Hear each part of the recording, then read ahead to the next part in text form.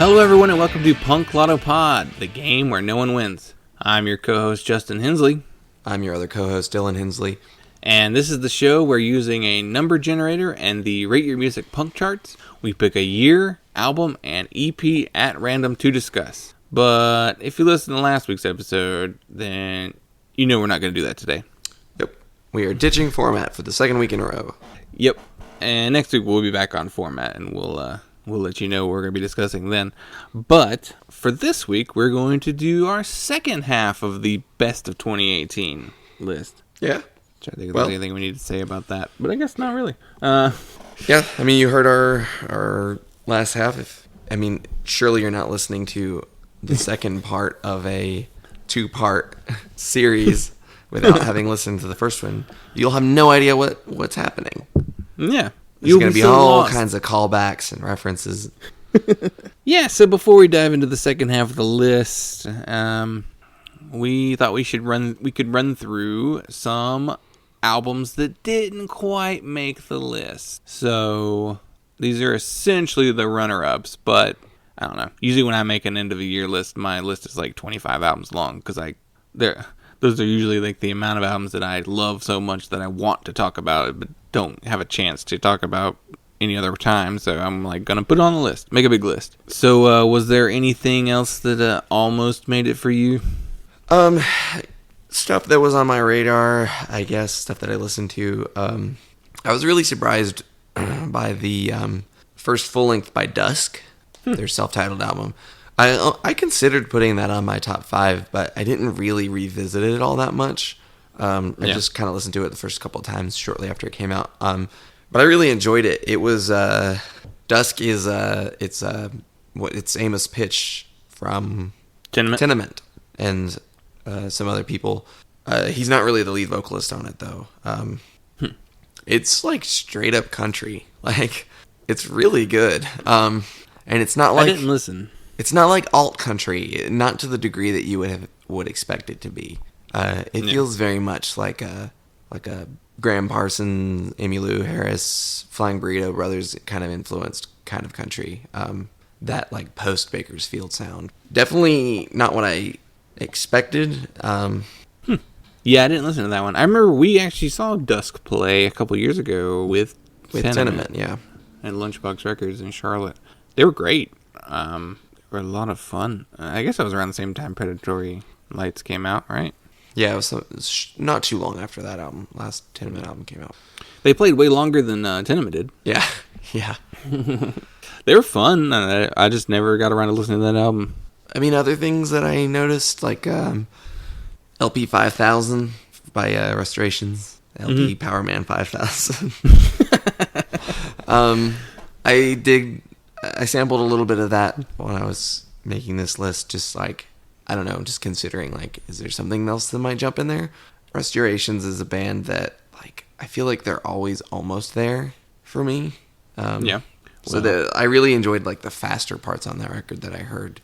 Kind of anything that breaks up his typical vocal delivery, because they do a lot of those, like, drawn-out chords, and he just does he has the one trick. And then any of the parts in the songs that made him do something different, I enjoyed. Not a whole lot. I don't know. I struggled with new music this year. Like we mentioned in the last episode, I didn't listen to a whole lot.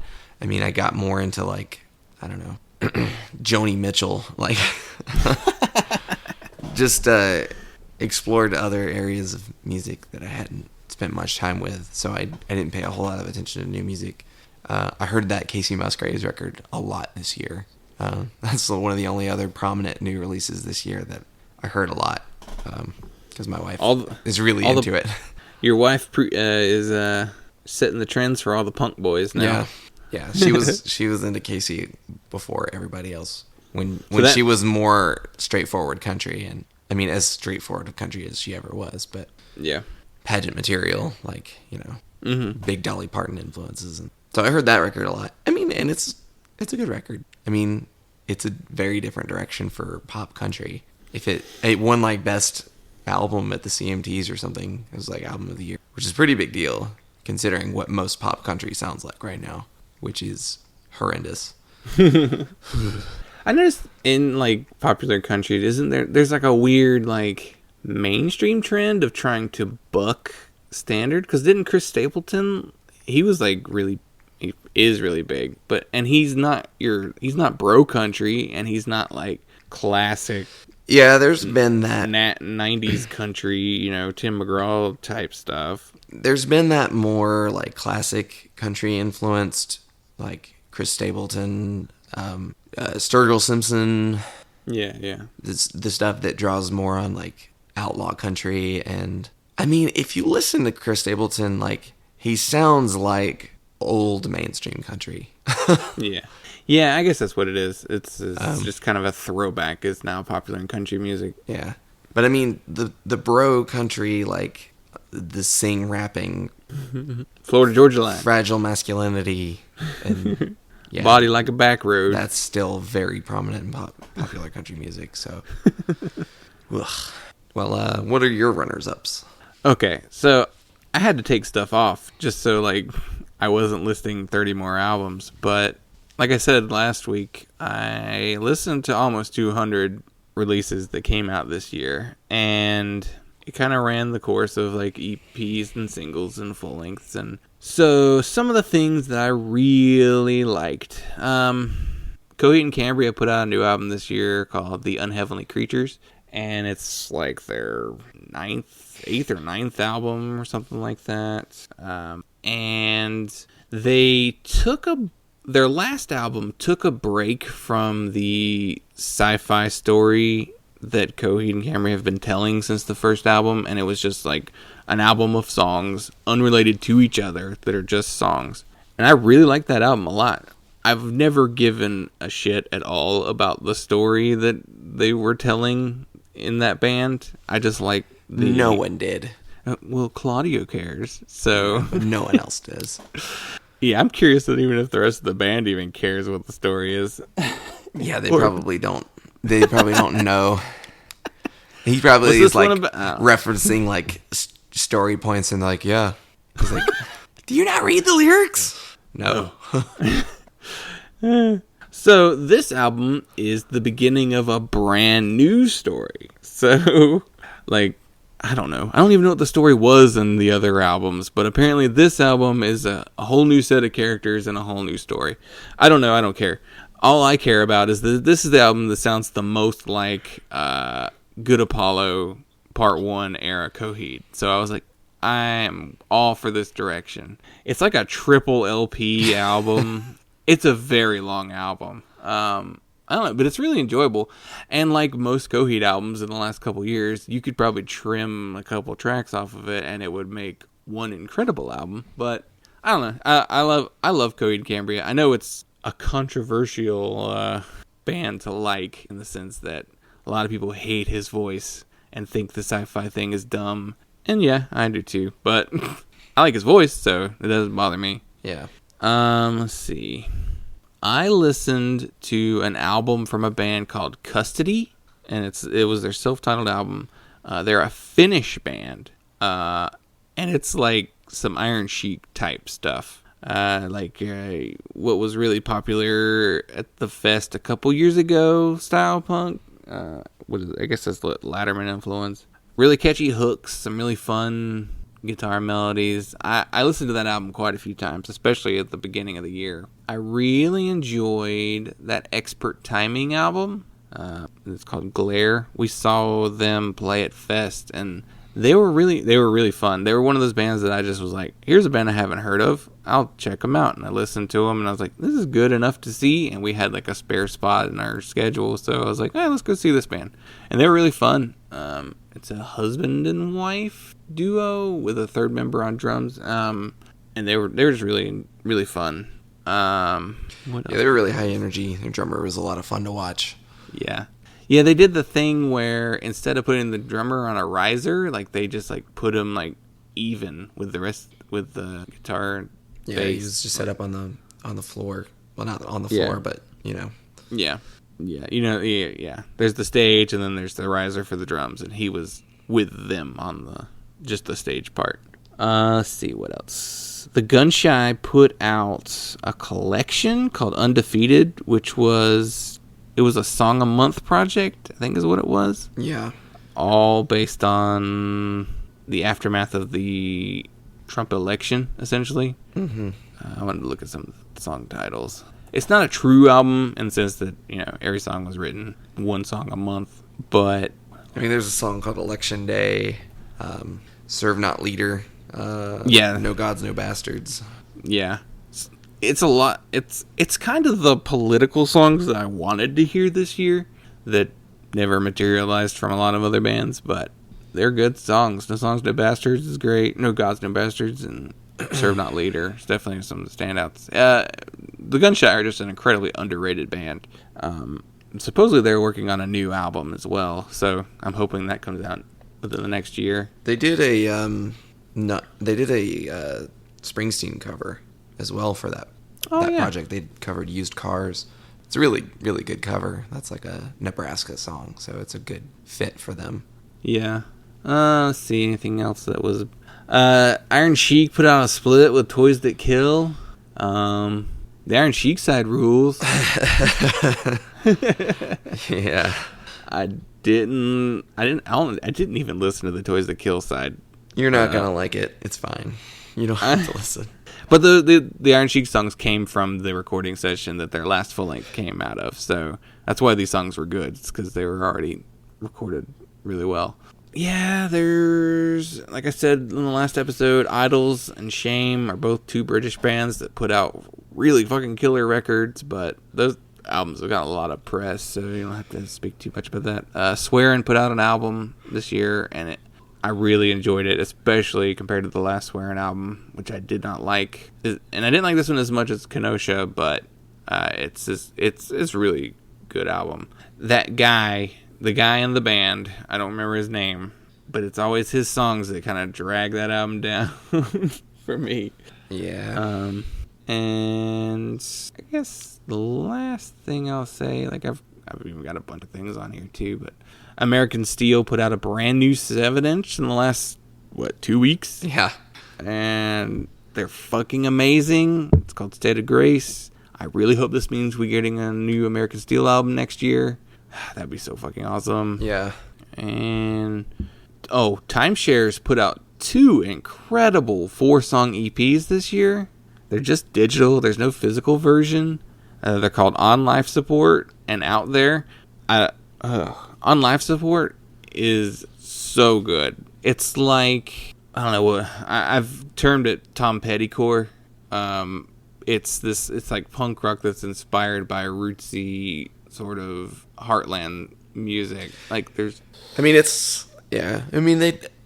band that are generally kind of lumped into that heartland punk, like Gaslight, Menzingers, Red City Radio, even Restoration, some, yeah. Mm-hmm. Yeah. Yeah, they're supposedly working on a full length. I hope it's as good as those 2 EPs, because those are some incredible EPs too. They almost made the list. If they were full lengths, if it was one album, I almost would have put it on the list, at least considered it. Yeah. And then the last thing I'll say is there's a band called Public Policy that put out an EP called Human Resource. It's really fucking good. It's like this Jawbox inspired, like post-punk, post-hardcore album. It's just, I don't know how else to describe it. It's really fucking good. Nobody heard it. Nobody listened to it. But you should definitely check it out because that EP really was really good. Well, I guess we can continue on our best of list. So we're up to number 5? Yeah. All right. So number 5 on our best albums of 2018 list, it is Lucero, Among the Ghosts.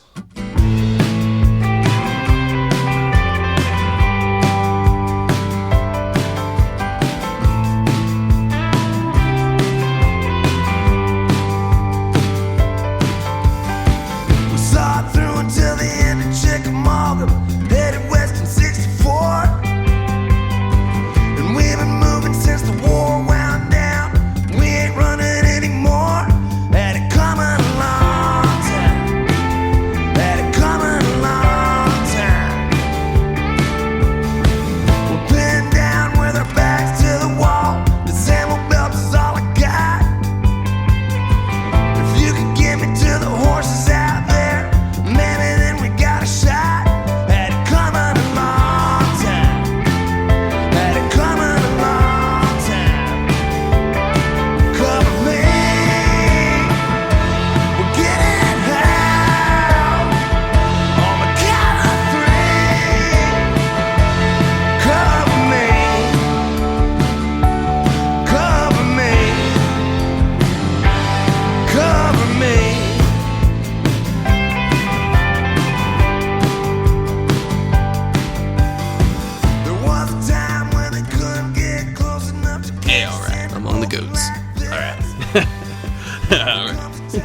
just me and some ghosts.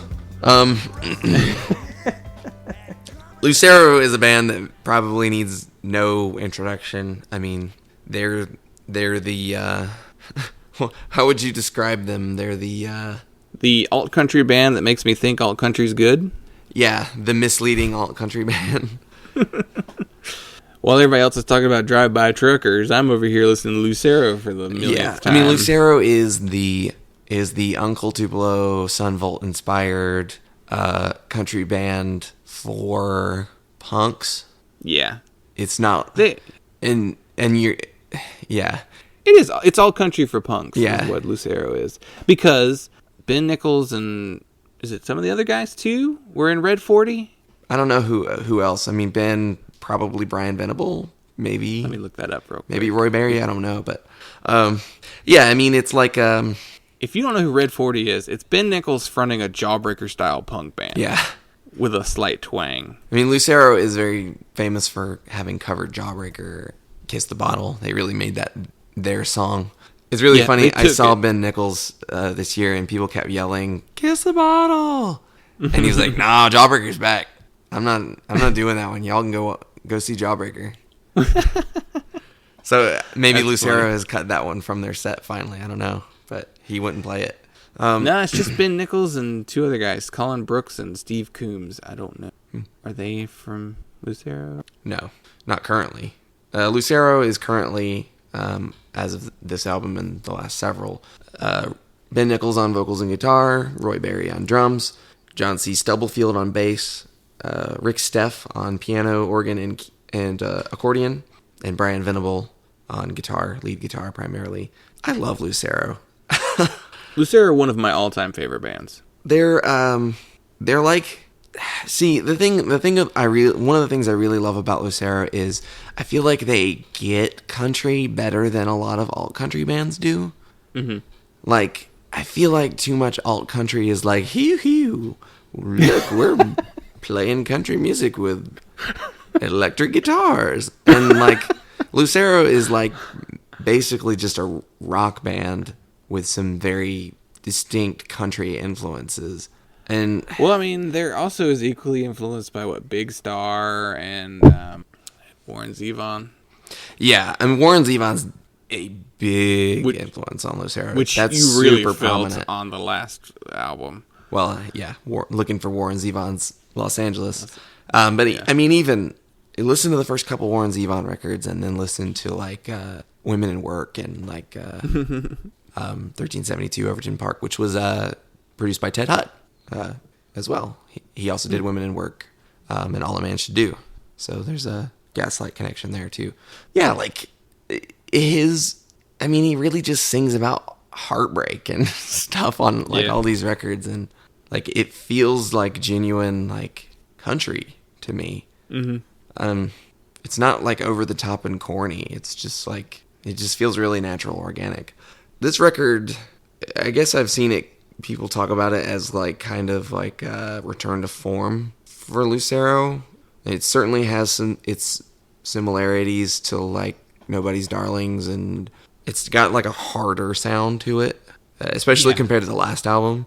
And it even really seems to strip down like the very Memphis-y, like honky tonky sounding stuff from from Women in Work and.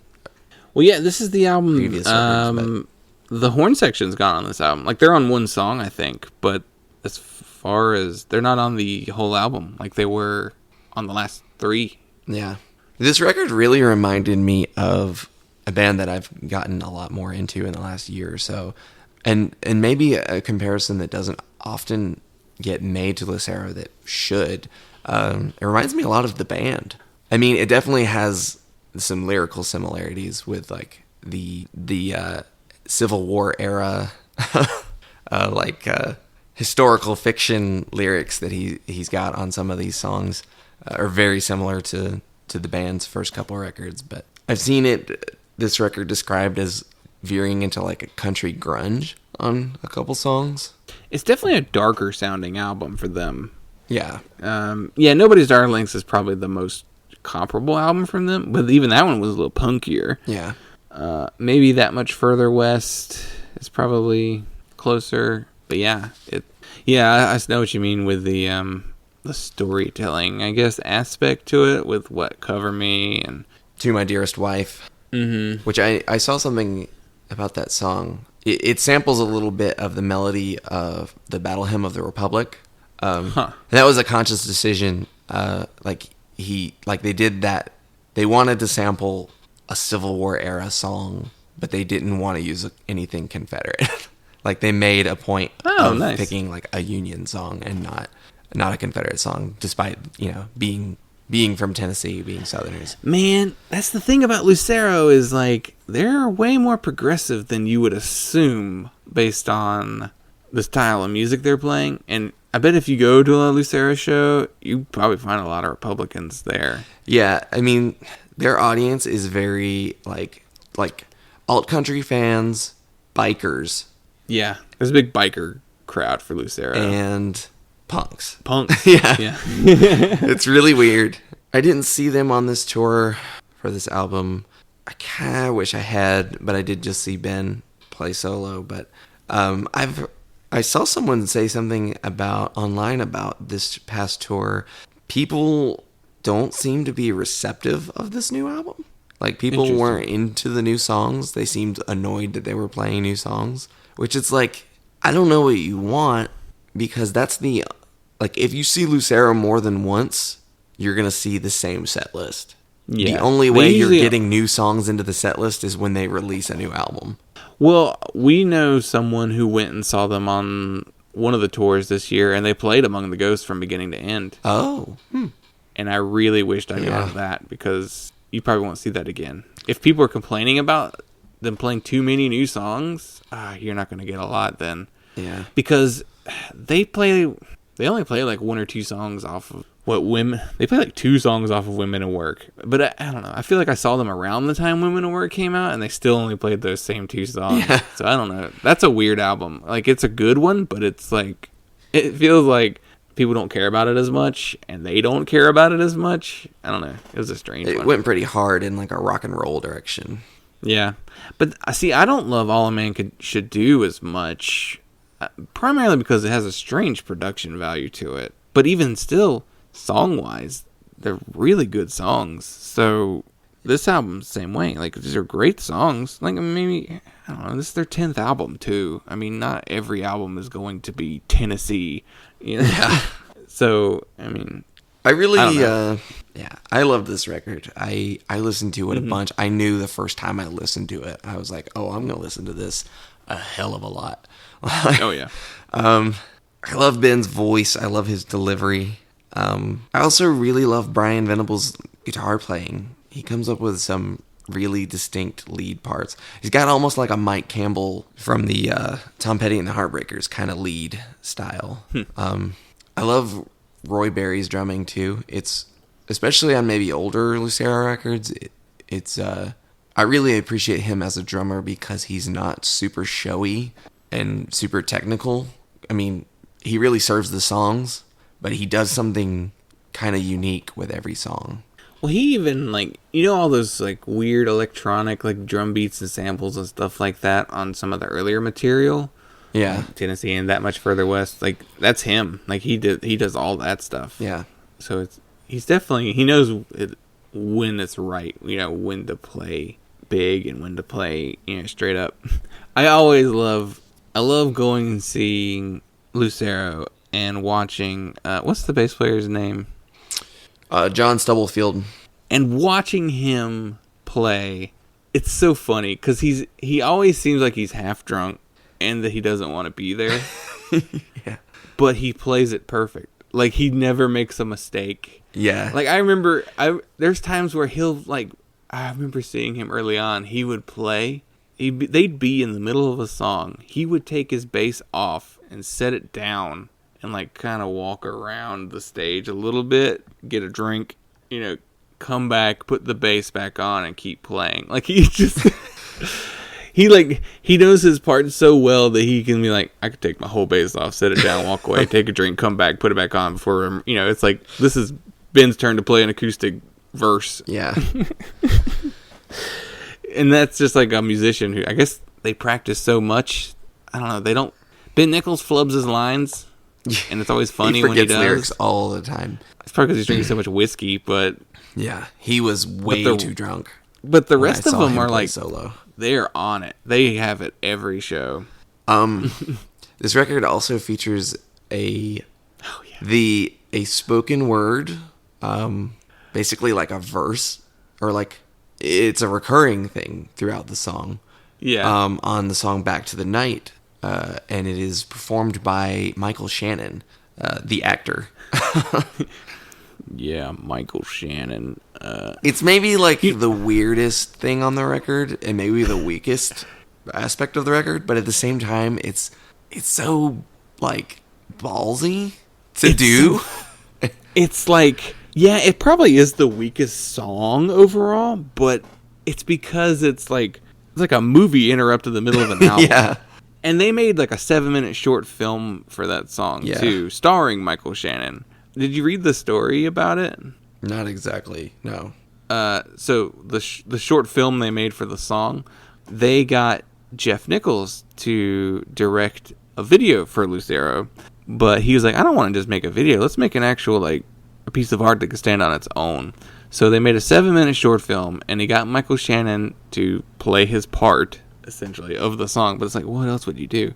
And he said the way they got him to got Michael Shannon to do it is he said, will you do this film for me? He's like, yeah, as long as I can get some tickets to see Lucero. That was his payment. It's like, man, you don't need... I bet Lucero would let you into every show you went to. Yeah. For free. Just give me some Lucero tickets. They're hard to come by. I love Michael Shannon so much. I love him. I love the stories about him. Like, yeah. He didn't go to the Oscars. He just like... He watched the Oscars, from a bar. Yeah. I mean, he wasn't in town. I think he was in another city, and that's why he didn't go. But like the movie that he was in that won Best Picture, he didn't bother showing up to. And like, did you ever watch that video of him shoving dimes up his nose and playing piano at the same time and telling a story about the time he worked at Taco Bell? No. It's this insane video where he's just like, yes, they got me in the back. And he's like, while he's shoving dimes up his nose, he's telling this story. They've got me like mixing up the meat, and it's like this sawdust that you just mix water into. It's just like, this isn't even food. I think Skylar Kroom from He Is Legend has a story about Michael Shannon. I guess he worked on a film that Michael Shannon was in, and he said that like he was maybe in like the hotel room next to him, or was like, I forget the exact setting, but like he said that Michael Shannon just blasted Metallica all night in his hotel room or like in his trailer or whatever. He's a weird dude. He's a fucking amazing actor. I'll watch anything with Michael Shannon in it. Yeah. And there is the connection there because he's been in like all of Jeff Nichols' movies, which Ben Nichols' brother is the director, Jeff Nichols, who another connection is Ben wrote the song Loving. Yeah. For Jeff's movie, which was Loving. The credit song. And they featured it on this album. Yeah. But I had mixed feelings about them doing that because it had already pretty much been released. But it's a really good song, and it really fits on this album. Yeah. I mean, it's very much of a story album, almost. Like, every song is like a different story. And so Loving kind of fits the tone of the album. More so than something like Take Shelter or Midnight Special. Or not Midnight Special. It is Midnight Special, right? Yeah. Yeah. Yeah, I love Lucero. This album would be on my top 10 as well if I made like a full 10 list myself. Overall, it's not my favorite Lucero album, but I don't know, it's really good. Yeah, it's really, really good. I don't expect, I never expect a new Lucero album to beat That Much Further West or Tennessee. Those are just classics. I mean, but every Lucero album has songs on it that could potentially be one of your favorite Lucero songs. Yeah. And that's a kind of longevity that not a lot of bands, that kind of consistency that not a lot of bands can achieve, 10 albums in. Yeah. Usually there's a pretty steep drop off entirely. Yeah. Cool. I guess. Yep. On to the next one. Yeah, move on. So, number 4 on the list is Retirement Party and their album Somewhat Literate. I may not have a job, but I have something that is much more valuable than this. I may have a couple friends, well, I'll be damned if I didn't. Oh me, everybody owes me a price too steep for my account to pay. I'll keep drinking passion tea to just get the taste of it.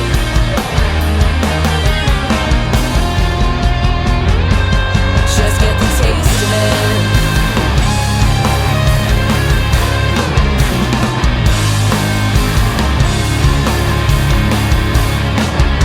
Stings and bites are contagious, and I might just try to keep them to myself. Bees and dogs are as harmless as the frogs in your basement.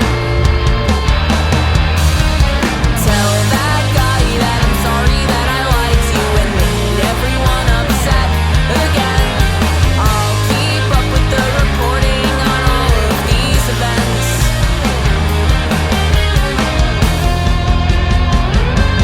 On all these events.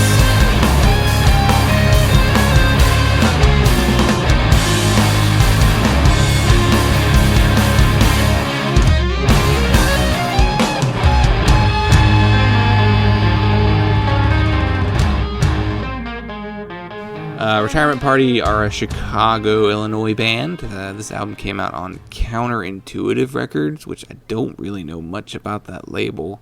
I think they're just like a pop punk label. I think it's their thing. This is their debut full length. They have like one EP that came out before this. So it's a type of pop punk that has, I guess it's not really, you wouldn't say pop punk, but it's got these really crazy fun guitar leads. So sonically they're in the vein of somebody like who also kind of blew up this year, Sincere Engineer. There's a little bit of Chumped in there, and like if you took like Joyce Manor and kind of like cleaned them up a little bit. Retirement Party is Avery Springer on guitar and vocals, Nick Cartwright on guitar, Eddie Rodriguez on bass, and James Ringness on drums. I don't know much about them as far as individuals. I know Avery Springer is essentially the main songwriter, and she is the lead singer as well.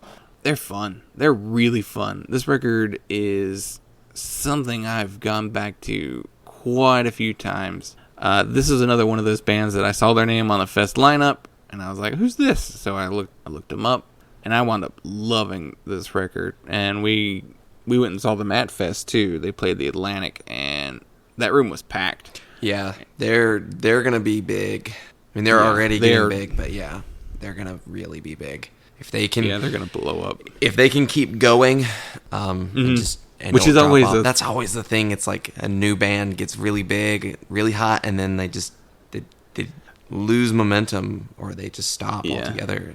That's what I've been chumped. Yeah, like they were blowing up, and then I mean that was, I think, interpersonal relationship issues with the band members, but I felt like the guitar work on this album reminded me kind of how Roswell Kid has a really fun like guitar playing to their music, and yeah, they don't. I would have to like say that they sound like Roswell, like a lot of unabashed, like straightforward lead parts. You know, just like it's very much a big rock record. Yeah, it's definitely probably the best guitar playing on any punk album this year, like an actual punk album. I feel like this year, because they do a few things where you're just like, wow, that's a good like riff and like a little bit of like, oh, that's a really cool like hammer-on thing going on here. But it's not showy either, and it's not like a mathy emo album where it's just like, all right, we get it. Mm-hmm. You can tap, you know? Yeah.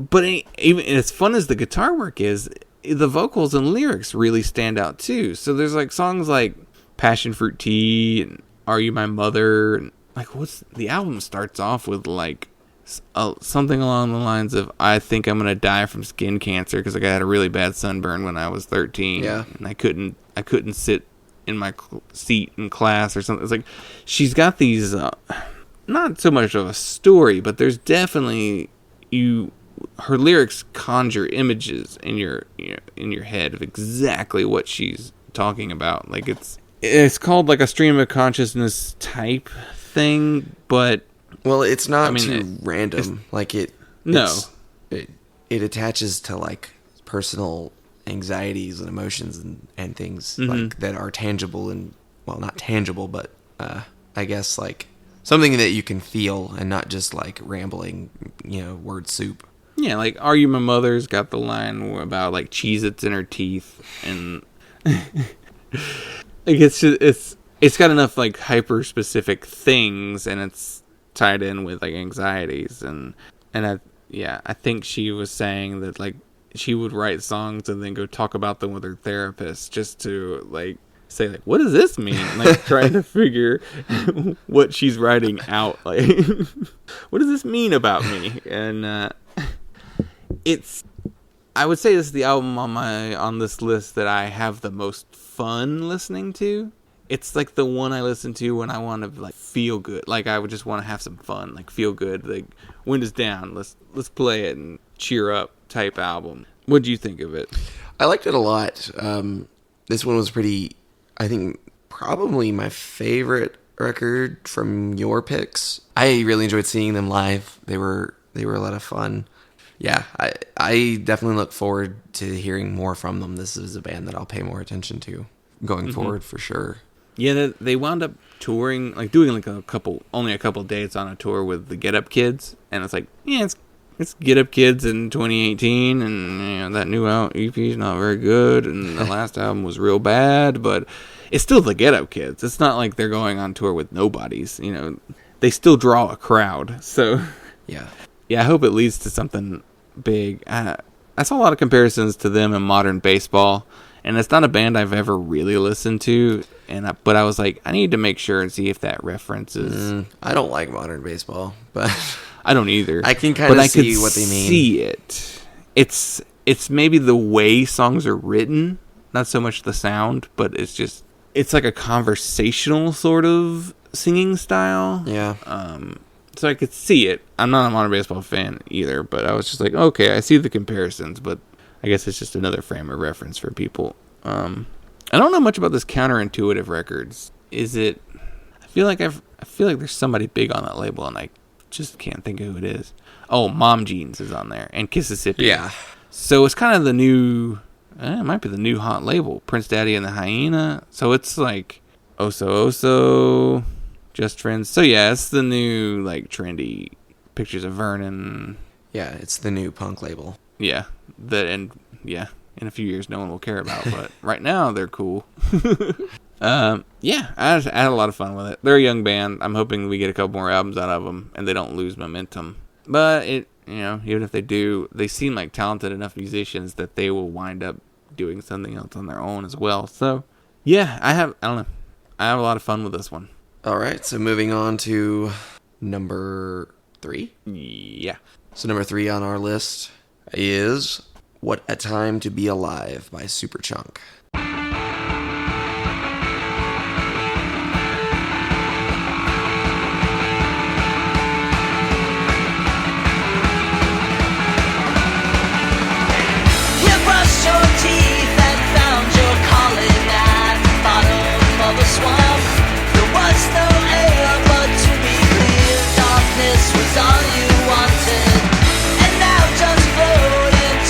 Surface, hoping to find some kind of light.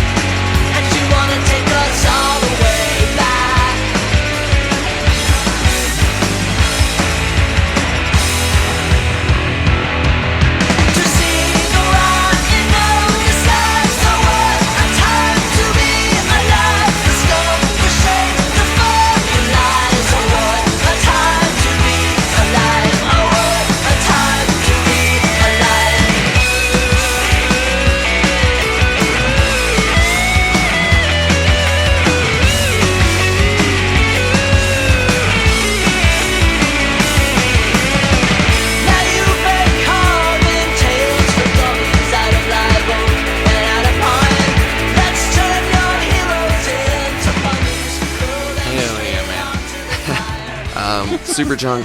Superchunk is Superchunk. Superchunk is the band that everyone wanted to compare all of the like crunchy indie emo pop punk bands to for the last couple years that no one really sounds like, but like Yeah. everyone is like obviously influenced by. No one sounds like them, but they say they're influenced by Yeah. them. I love Superchunk. I love this record. This was like the first record I really listened to this year. I mean, it came out February 16th. Yeah, I mean, it was right like there. right there at the beginning of the year. Well, it's a very urgent album. Yeah, this is the well, okay, Superchunk is Mac McCon, vocals and guitar, Laura Balance on bass, Jim Wilbur on guitar, and John Worster on drums. It's pretty much been that lineup for a while now. And live, Laura Balance does not play, but Jason Narducci does. Yeah. For bass, who also plays with Bob Mould all the time. Yeah, John Worster and Jason Narducci are Bob Mould's backing band. So, And Jim Wilbur like recorded the last 3 Bob Mould albums too. So I'm assuming John Worster is going to be on the new Bob Mould album as well. yeah. There are some guest vocals from Sabrina Ellis, Stephen Merritt, Katie Crutchfield, David Bazan, and Skylar Gudaz. What does David Bazan sing on? He sings on Cloud of Hate. That seems like a very Bazan song for him to be on. But like Sabrina Ellis is from should have put these A Giant Dog. Is Katie in Swearin'? Katie Crutchfield is Waxahachie. Oh, okay. I always forget which one each one is in. Stephen Merritt's the guy from the Magnetic Fields. Yeah. David Bazan is David Bazan. Skylar Gudaz, she's a Durham-based singer-songwriter. I had to look her up. I didn't know her from something. But yeah, I mean, it's pretty much just Superchunk. I don't feel like any of those guests really stand out too significantly. The only one that does is Katie Crutchfield on Erasure. Yeah. This is the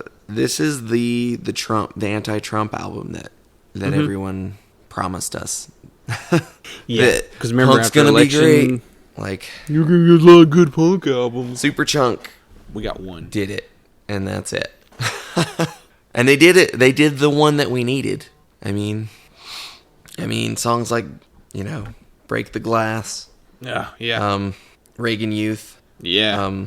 What a time to be alive. yeah, oh yeah. What that song just like that's a finger drums on the steering wheel song for me. Yeah. When I went and saw them a few weeks ago, which was election night, I believe they opened up with "What a Time to Be Alive," and they played quite a few songs off of this album. Dead Photographers. That's another really good one. I Got Cut. That's one of the big singles from it. Yeah, I mean it's a harder side of Superchunk that we haven't seen in a while. It's got kind of like an on the mouth. Well, how far back do you think? You think it's on the mouth probably is, but even like No Pocky for Kitty, I even feel like this album's a little harder than On the Mouth even. Yeah, they definitely steered away from maybe the poppier side of I Hate Music and Majesty Shredding, kind of the mode that you expected them to stay in. Post reuniting, and it's probably gonna be an anomaly in their discography going from here on out. Yeah, I mean it's a very angry record, and it was born out of a very specific hatred essentially. Yeah, but it's a really good album on its own. It's an album that's gonna stand the test of time. I don't think it's gonna forever be thought of as like an anti-Trump album. Yeah, it's not gonna be like an anti-flag or anything, or American Idiot or anything like that. I think it's an album that will probably always be relevant. I mean, truth be told, the populism in our country and conservatism in our country is not going away.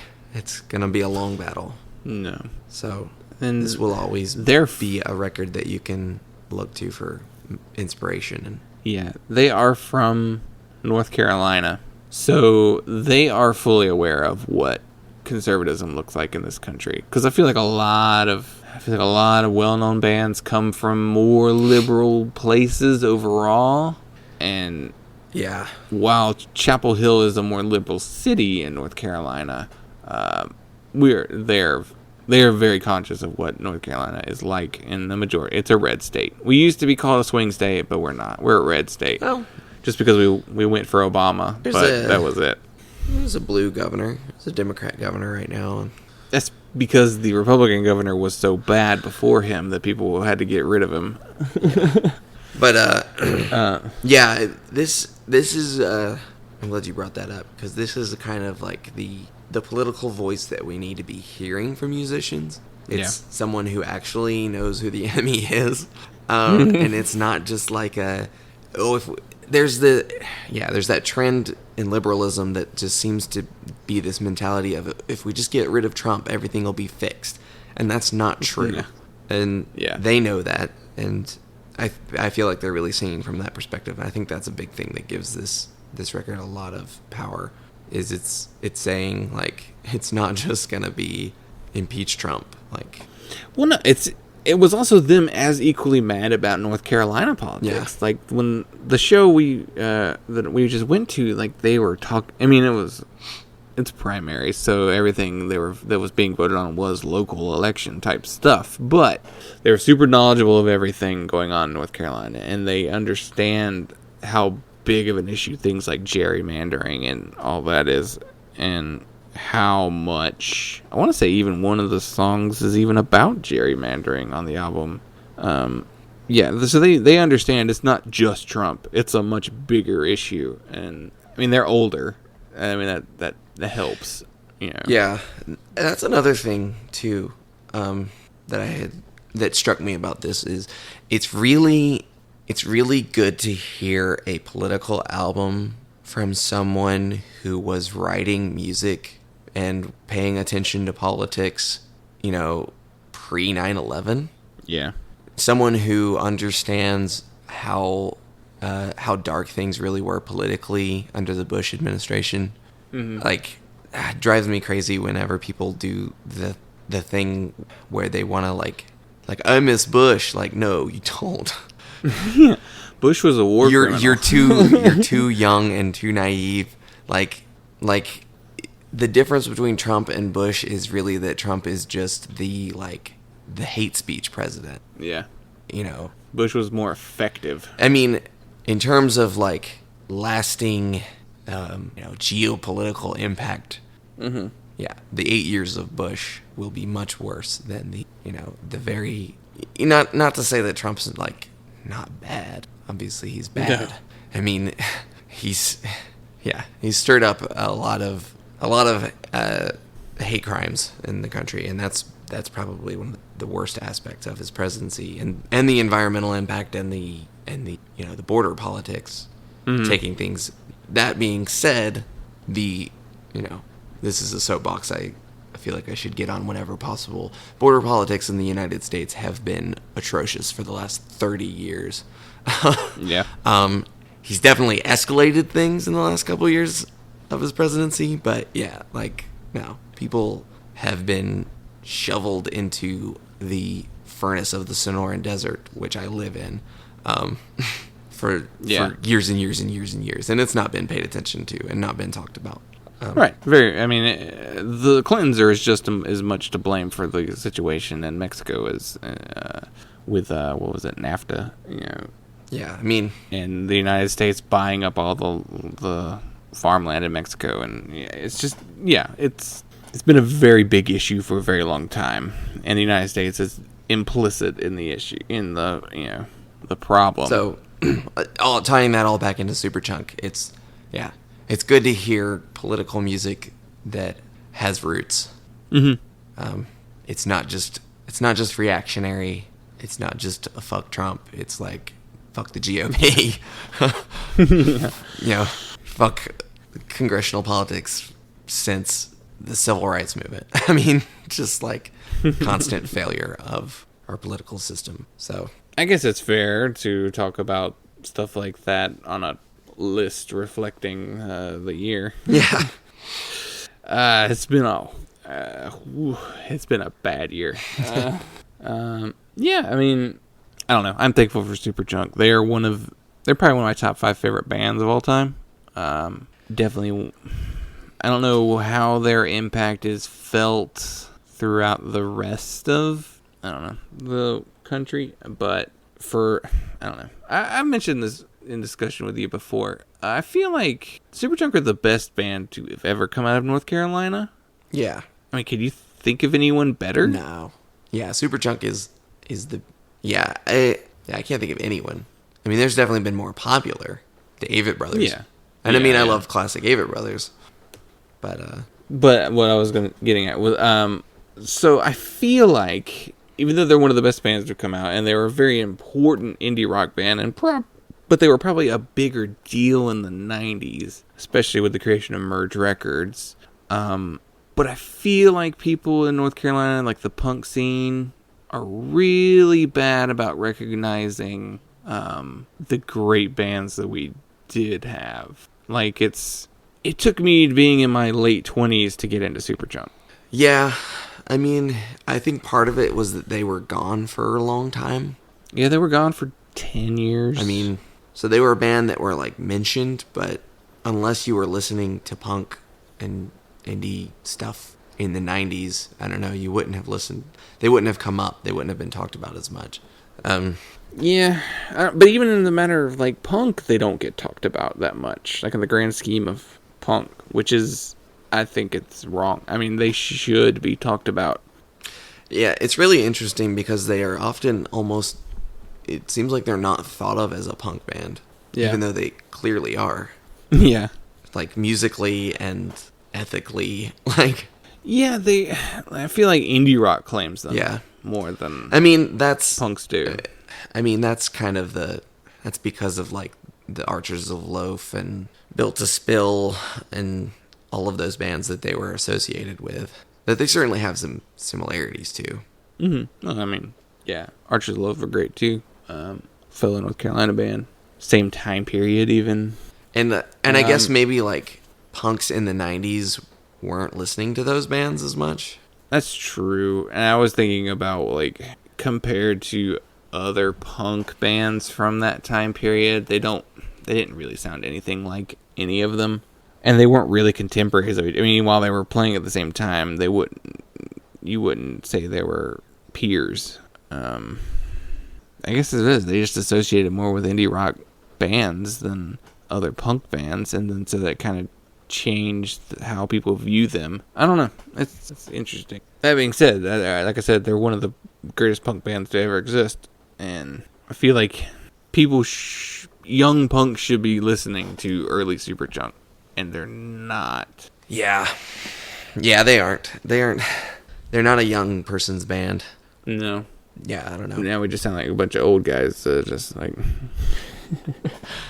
But no, see, that's a bullshit argument, because then punks are listening to fucking Black Flag and Minor Threat all the time. So, and the Ramones and Sex Pistols. So it's like, oh, well, they're the legends. Well, they're even older than Superchunk, so you can't have that excuse that they're an old guy. They're old. That's why nobody listens to them. Because, no, you're listening to old hardcore bands, too. You know. Well, and Jawbreaker, I feel like... Yeah. If you're listening to Jawbreaker, you should be listening to Superchunk. Yeah. They're not that far apart, No. really. Yeah. Well, I love Superchunk, and I try and push it. So. Yeah. All right. Okay, so moving on to number 2 is Remember Sports and their album Slow Buzz. Found your sign in the sky last night. I'm the song that you keep in the back of your mind. With all of the things you compartmentalize, you're not mad at me. You just can't look in my eyes. You know, ring 3 times before saying I tried. It's your birthday and I still can't get it right. I know everything's gonna be alright. It'll all be fine. We just don't wanna die.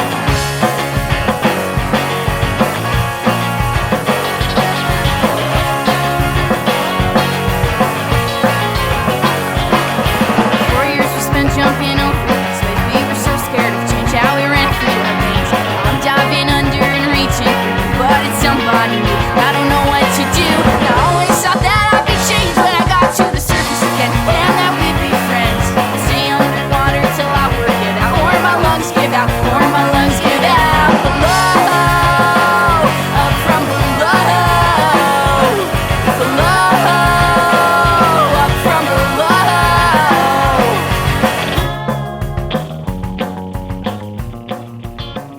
So, do you remember Sports? I remember playing Sports. Do you remember the band Sports? Yeah. Yeah, this is Oh. them. Yeah. There's also like 3 bands with the name Sports, so they changed their name. So this is the Sports that had the albums, Sunchoke, and I can't remember what the other one was called.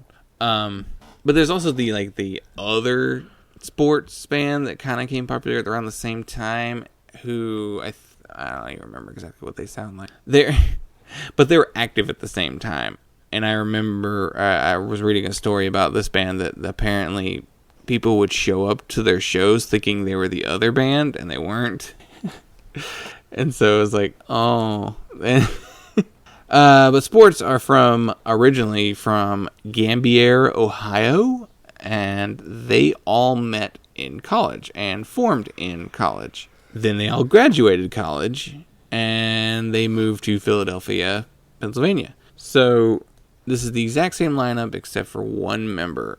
So it's Carmen Perry on vocals and guitar, Catherine Dwyer on bass, Jack Washburn on guitar, and they were all in the original version of Sports. And their original drummer, who I forgot to write his name down, did not move with them to Philadelphia. So their current drummer is now Connor Perry. This is a really, really, really, really, really good album. This is, it came out on Father-Daughter Records. Don't know much about that label, really. This is their 3rd album. So it's this kind of fuzzy indie punk album, like, I think the closest comparison, like a lot of people want to compare them to Swearin' or Waxahachie, but I think they sound more like Radiator Hospital. Yeah. And like Katie Ellen than it's fuzzy, jangly guitars. It has like this bedroom pop quality to it, but it's not sparse and not.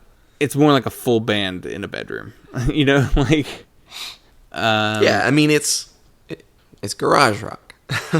Yeah, I mean it is. This is a cozy ass album. Like that's how I just think of this album. It's cozy. It's poppy. It's not a bummer record like some could be.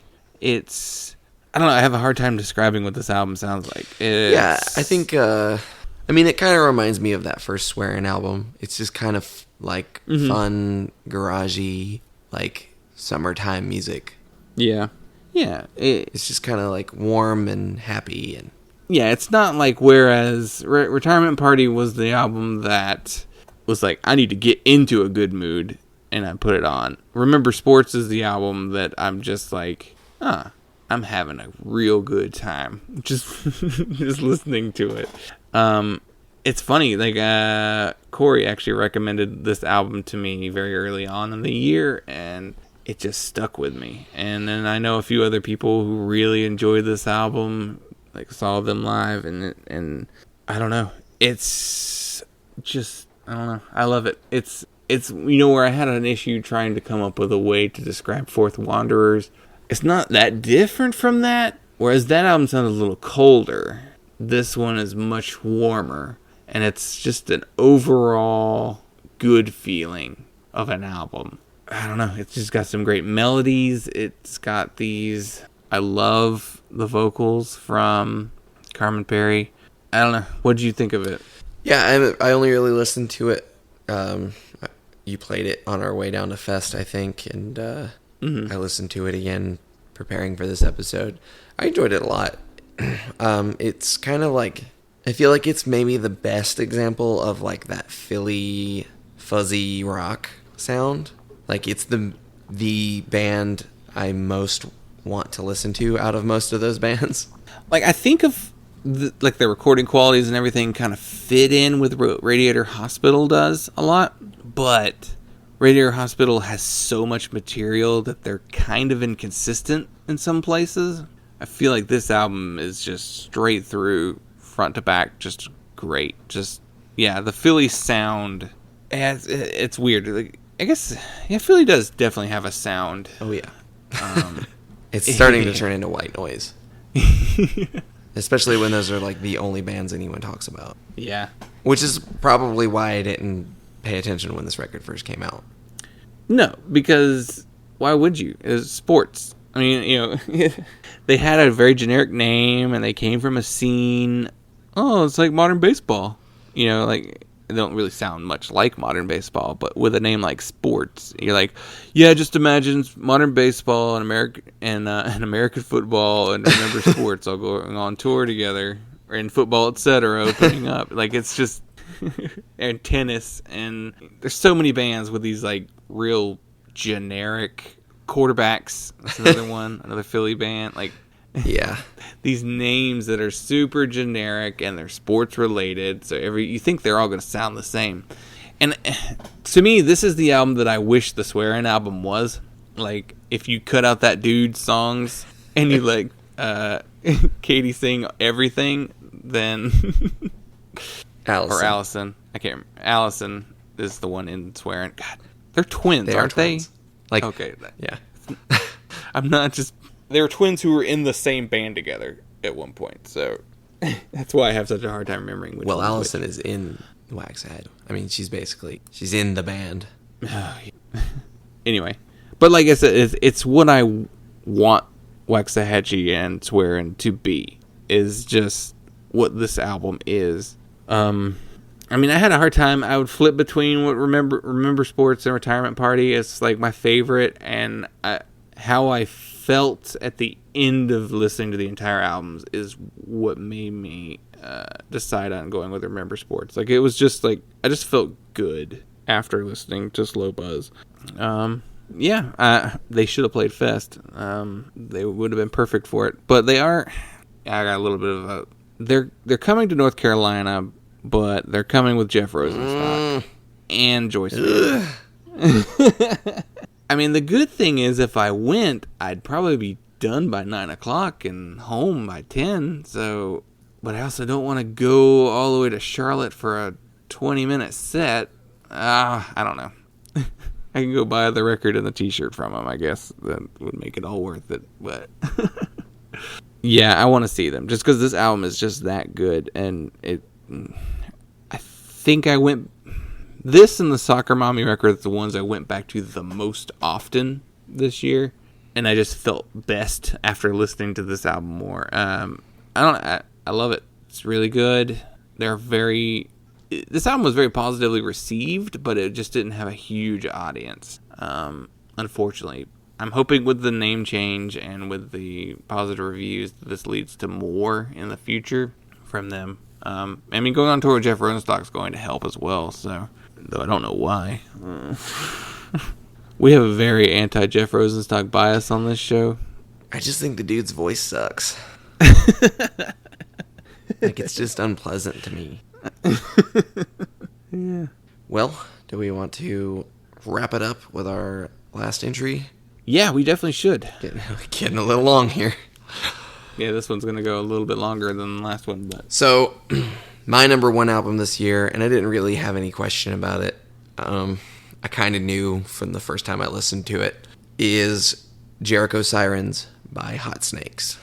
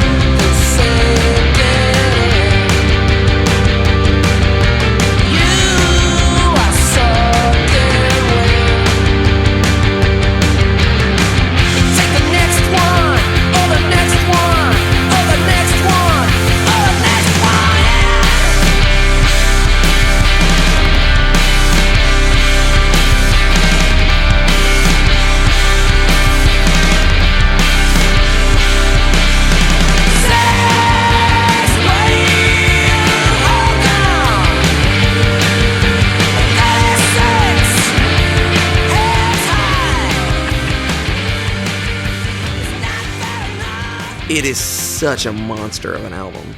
It's just so I fucking love John Reese.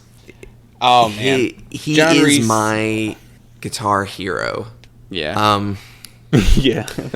I just love the riffs he writes. I love the way he plays. I love Rocket from the Crypt and Night Marchers and Drive Like Jehu and all of those bands. I mean, yeah, Hot Snakes. If you don't know somehow, Yeah. Hot Snakes it's Rick Froberg and John Reese from Drive Like Jehu's band. It's their third band together. They were in Pitchfork before Jehu together. Yeah. Yeah. John Reese also was the front man of From the Crypt and Night Marchers and the Sultans, and Rick Froberg he did Obits. He didn't do anything else, did he? Yeah, Obits is like his only other Big one. I feel like Obits have been around as long as a couple. I don't know. There's a period there when I guess Hot Snakes was kind of his focus during that era, whereas during that time also John Reese was doing the Sultan stuff. And so the Night Marchers and the Obits are probably those are the contemporaries there, and the Sultans and Hot Snakes are the like the side by side bands. And then Jehu and Rocket are in the Crypt. Yeah. Even though Rocket's career was much longer than Jehu's, but Yeah, so Hot Snakes is Rick Froberg on guitar and vocals, John Reese on guitar, as mentioned, Gar Wood on bass, Jason Korkunas, and Mario Rubalcaba on drums. So they technically have two drummers, though they typically only play with one. I want to say Jason was on the tour that I saw them on. Was the drummer on that tour? yeah. I'm not totally sure how it works. I guess they just kind of trade off songs in the studio, or I don't know. But they are both listed. Yeah, I just love Hot Snakes. I'm so glad that they're back. Basically. Yes, their first album in 14 years. It's just like their first three records are just some of my favorite punk records of all time. Suicide Invoice is just I'd say it's my favorite. Overall, this record sounds more like their last album, Audit in Progress, which has some of my favorite Hot Snakes songs of all time. This record, yeah, like I said, it's just a monster of an album. Like it pretty much just pummels you from beginning to end. Yeah, it's John Reese's guitar, man. It's that, what do you call it? It's just this, like, it's this bright sounding. Yeah, I mean, he's got a lot of like rockabilly and surf influences on his guitar playing. But it's definitely not surf music. Which he's done that too. That was I forget the name of that band. Actually, that was a collaboration, I think, between him and a pre-existing. I mean, there's a surfer on the album cover. I mean, the song Six Wave Hold Down is true. about like a surfer being drowned, basically. Six Wave Hold Down is my favorite song on the album. That and Jericho Siren, like the title track, are my favorite songs on the album. Six Wave Hold Down, it reminds me of a Night Marchers song. It's funny, so because like each project that John Reese and Froberg work on, they all have a distinct sound, or like maybe a songwriting approach to them. Like Hot Snakes is like the fast one. Like that's the one it's melodic, but it's definitely faster than like Night Marchers, who tries to be a little more pop sensible, I guess. And then Jehu was, Yeah, Jehu had like the droning and like really like building up, playing the same riff, and building it up and louder and louder. Mm-hmm. And then like Rock from the Crypt was like, it's not this, but it is this. It was them being a 90s ska band almost. Like they didn't play ska music, and they had horns, but Rocket was from the Crypt is just like the main hard rock soul review. Like trying to be a 90s band. Like, it feels very 90s compared to the rest of the bands. I mean, I love Rocket. Rocket is actually my favorite out of all the projects. Yeah. I like Froberg's voice when it's being backed by John's guitar play. I don't care all that much for Opitz.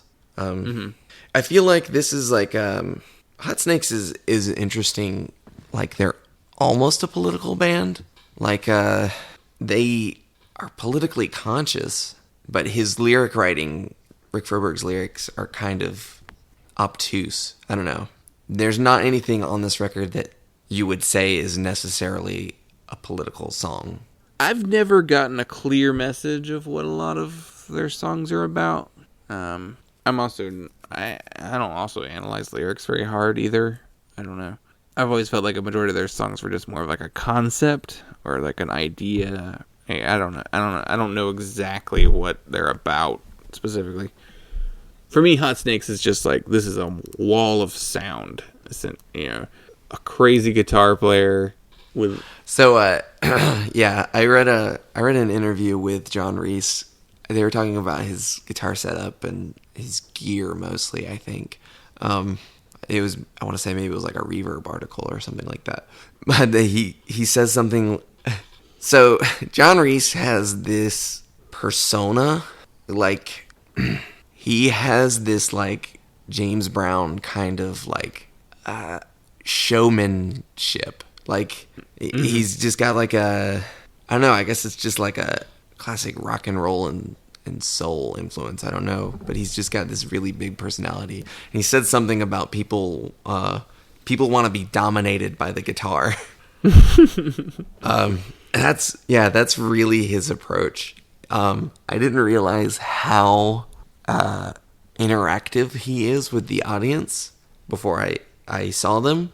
So I got like front row when I saw them here in Phoenix, and it was like at one of the venues with like you can actually get right up to the stage, which is really nice, and it's like a knee height stage, and he would make eye contact with me a lot, and he would see whenever I would try and take a picture, it was almost like he was intentionally trying to not let me take his picture. So like he would like almost be making a pose and then he would veer away. And I'm like, damn it. So I have all these blurry pictures of John Reese because he has all these awesome like stage poses and power stances and things. But he gets really up close with the audience. Be forewarned, I guess. He may stand on you. He definitely jumped into the crowd and was like on the floor playing for parts of it. He used me as a stool to prop his foot up on. Like he put his foot on my shoulder and shoved me down, and put his foot on my back and just like rocked out me. But it's only him. Like he's one of those few musicians that can get away with that kind of like over the top charisma, just because he writes such killer riffs. I mean, just yeah. I remember the only time I've seen him live was when the Night Marchers played Fest, and I remember he was just like he was a blast. Made fun of all the band names, playing the same set. Like you could tell he didn't care. He was at a festival. He didn't give a shit about Fest, but it was fun.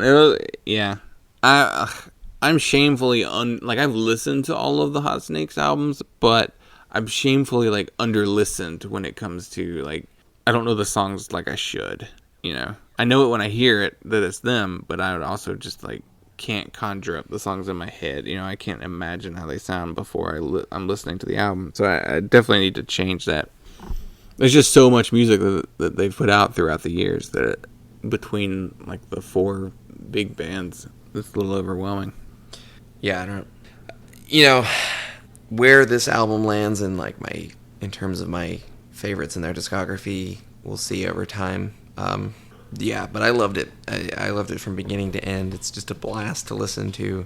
It's not too long. It's 30 minutes. You get just enough. Well, yeah. I mean, I guess that pretty much covers our albums of the year. Yeah, we did it. been a marathon a little bit. Yeah, like 3 hours. Yeah, we recorded these back to back, just so we didn't have to try and record one the week of Christmas. And yes, we're cheating, and yes, I know my complaints about putting your list together before the end of the year, but at the same time, I'm not publishing this until after New Year's. So There's really only one full week left of the year, so as long as nobody puts out a surprise record, Yeah. and if they do, I will count it as a 2019 record. Yeah, so next week we will be back on format. Need to pull up the numbers. Okay. Yeah, so next week we'll be back on format with the year 2011. And speaking of one of our runner-ups for 2018, we got number 170 on the album list, and it is Restorations, and their self-titled album, Restorations. So it'll be interesting to talk about their first album in comparison to the one that just came out this I'm year. looking forward to talking about that one. And on our EP list, we got number 216. And this is a first for us. This is our first split release. And it is the split 7-inch between Sprainerd and Sundials. So that'll be interesting. We'll technically be talking about 3 bands next week. So that'll be fun. Yeah, so continue to follow us on all the social medias. We're at Instagram, Twitter, and Facebook at punklottopod. We have an email. It's punklottopod@gmail.com. And we have our website. It's punklottopod.simplecast.fm. Let us know what you thought of our list. If you thought we were morons for forgetting something. How could you guys forget to talk about? I don't know. Whatever it is you liked that we didn't. So, yeah. So I guess we'll see you next week. Back on format. Format. And we'll have to play some sort of clip here. You say in your whiny little bitch voice to your computer screen, I've been cheering on our sports teams at all the sports. Doesn't that count for something? No, you stupid fucking asshats! It fucking doesn't!